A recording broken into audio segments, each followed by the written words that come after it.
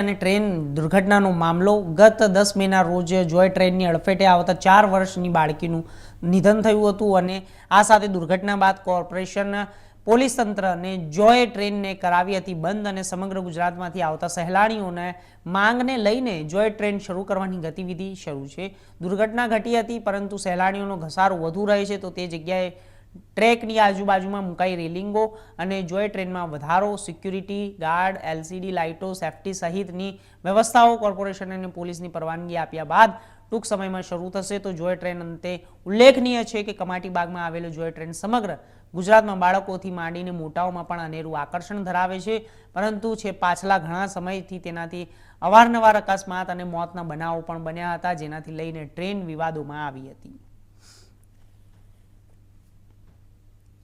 અને શાની કામગીરી કરવામાં આવી રહી છે? હાલમાં જે ગયા મહિને ટ્રેન અહીંયા દુર્ઘટના બનવામાં આવેલ હતી, જેના ભાગરૂપે આપણને પોલીસ વિભાગ તરફથી બંધ કરવા માટેનો આદેશ કરવામાં આવેલો હતો ટેમ્પરરી। તો એ મુજબ આપણને પોલીસ કમિશનર સાહેબ તરફથી અમુક સૂચનો કરવામાં આવેલા હતા સિક્યુરિટીના ભાગરૂપે।